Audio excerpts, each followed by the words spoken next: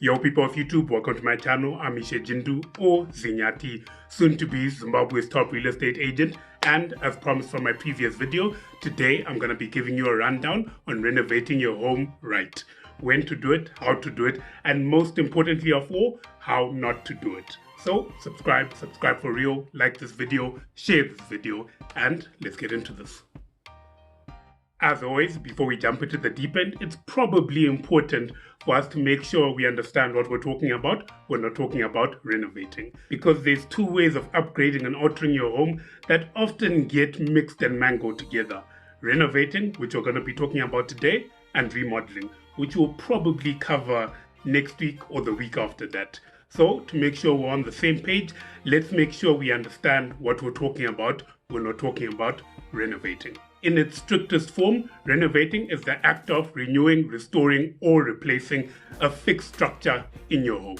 And because everything works better with an example, picture your most beloved door in your home has experienced one too many bangs and bumps and is in need of some renovations. In line with our definition, a door is a fixed structure meant to last in your home for many years to come without being moved or disturbed. With regard to our three options of how to renovate the door, firstly, we have renewing it. And renewing is the act of not only repairing the problems of the door, but also upgrading them to an extent. You keep the core structure of the door, but then you start to do some alterations. You can change the color, change the handles, change the hinges. And if you want, you can even throw a coat rack at the back. Fundamentally, the door is still the same as it was before, but you've just tweaked it, repaired it, and upgraded it. Our second option of renovating the door is restoring it. And restoring it is pretty simple. You're just trying to get it to look as good as new.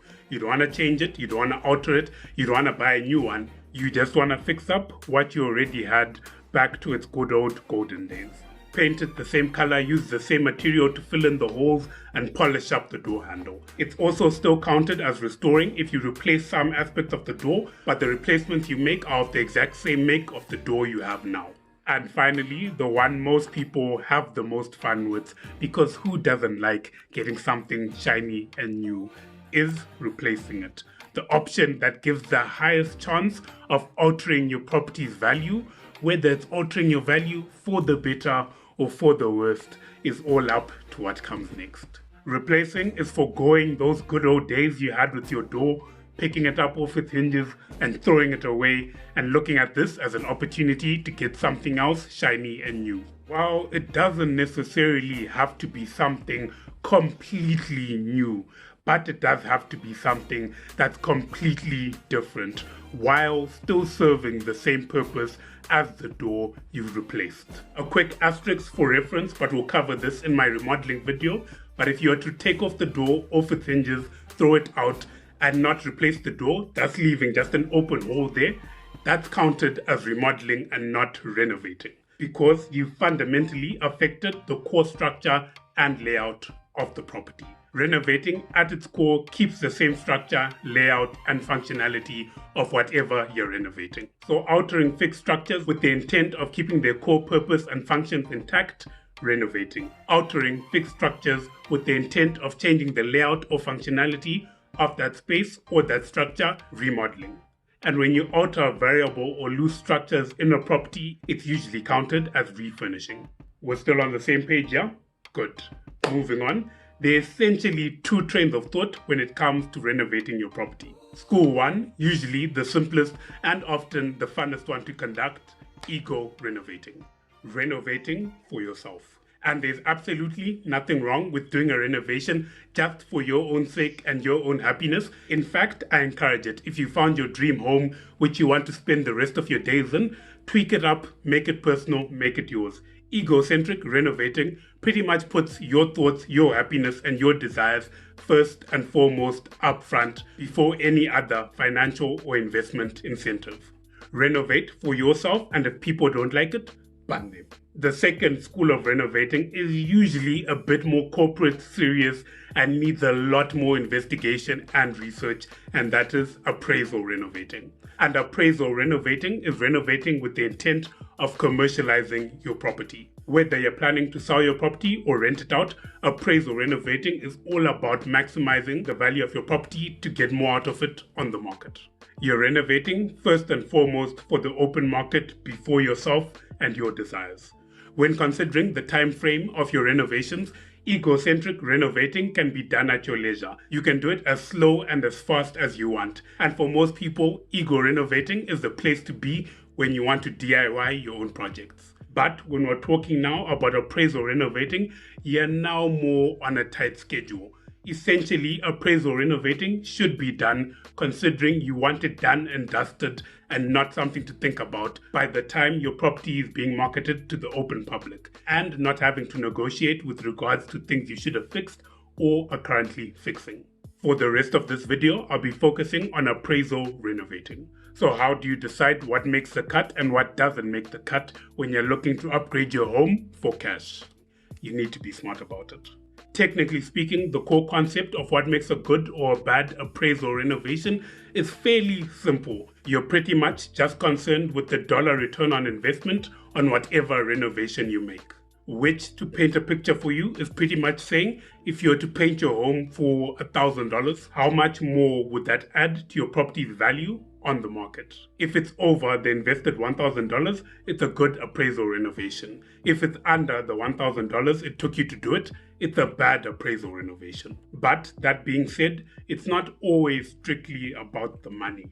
It's mostly about the money, but not always strictly. Something else that should be considered when making an appraisal renovation is the property's DOM, date on market, which is pretty much as a whole the average time a property is listed on the market before it's swept up and purchased or rented out.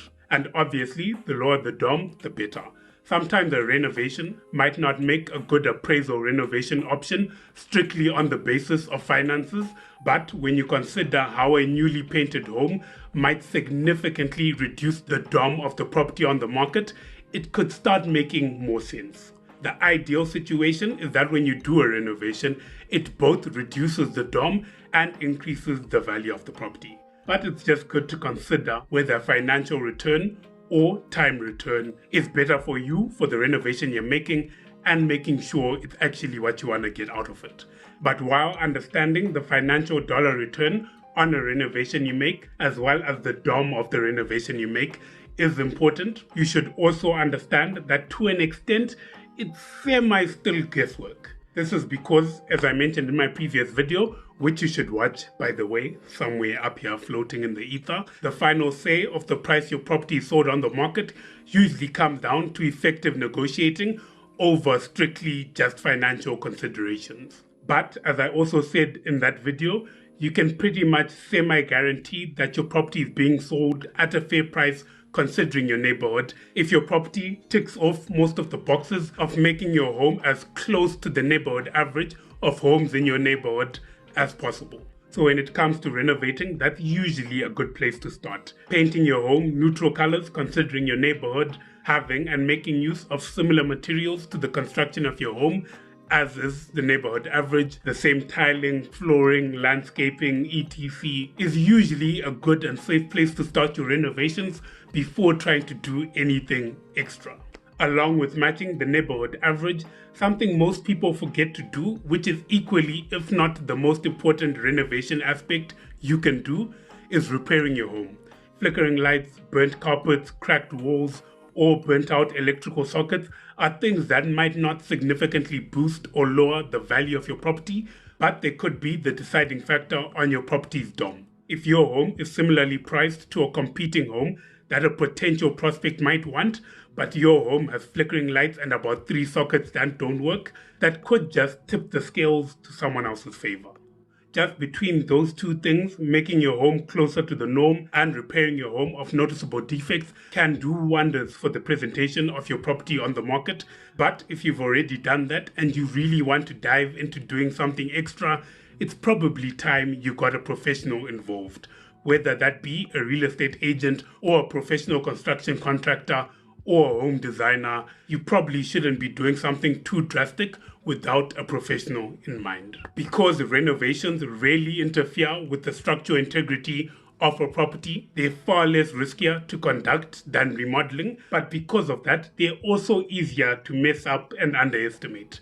To be honest, one of the best aspects of home renovations is the fact that it's so accessible.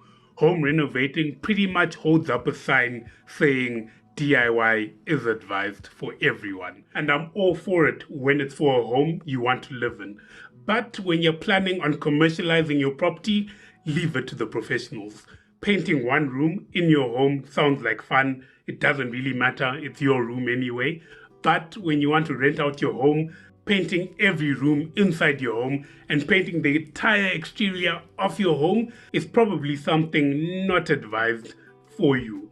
And don't get me started on renovating the electrical wiring of your home. Leave it to the professionals, the people who have a warranty, and the people you can blame if things get messed up. And that also carries over to deciding what to renovate in the first place. Some things are obvious. If there's something wrong with your roofing and when it rains, the inside of your home becomes a shower-like system, you definitely need to renovate that.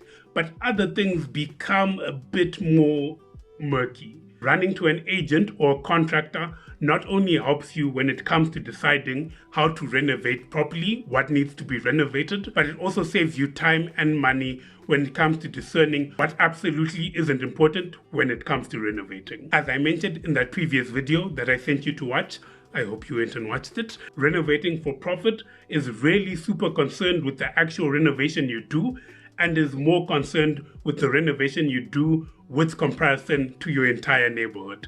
Some renovations you do, considering your neighborhood, have zero effect here, but can affect your price by the thousands there. You need the opinion of someone who knows your neighborhood market properly, agents or contractors. Don't go at it alone or you risk over-renovating or under-renovating. Just do what's smart. But as a gun to my head, good place to start when you're renovating. There are pretty much 3 safe areas that you can renovate and know it's adding to your property's value, and if done correctly will lower your property's dome.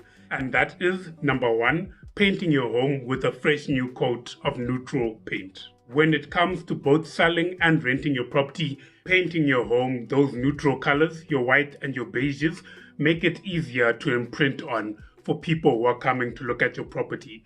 If your home has a color scheme that's a little bit too customized, it's harder for people to imagine themselves there. But when you keep it neutral, most people are scared that it will make their home seem boring. But when it comes to putting your property on the market, boring is exactly where you want to be. People can customize the property when they own the property or when they rent the property. But when it's on the market, you want it to be as easy to imprint on as possible for everyone in the market. After painting your property, the next step to renovating your property that I would recommend without much worry is redoing your flooring. And I have an entire video dedicated to that, which you'll probably be seeing floating around somewhere here. And as a summary of note, if you're planning to sell your property or rent it out, you want to move away from your carpeting and go closer towards tiling and vinyl plank. Things that hold their value for a long time, they don't stain, they're easy to clean. It just becomes more convenient for the person who's going to move into your property. Carpet is usually seen as a hassle, but if you do want to keep it in specialty rooms like your bedrooms and your studies, places that won't experience too much foot traffic. And finally, my third tip to renovating your home is upgrading your lighting. First and foremost, the easiest way to do this, just make sure there are no flickering lights and just make sure all the light bulbs are as bright as they can be.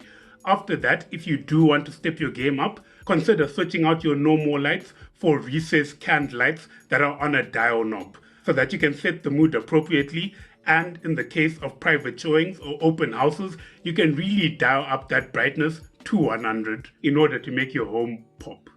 And that's it for now. I'll occasionally continue this series in order to go into proper detail on the do's and don'ts of precisely what to do when you're renovating different aspects of your home. But if you can't wait and you just need to renovate your home now, like Ishe Zinyati, please help me, then you can always reach out to me at ishejindu@ivafrica.com.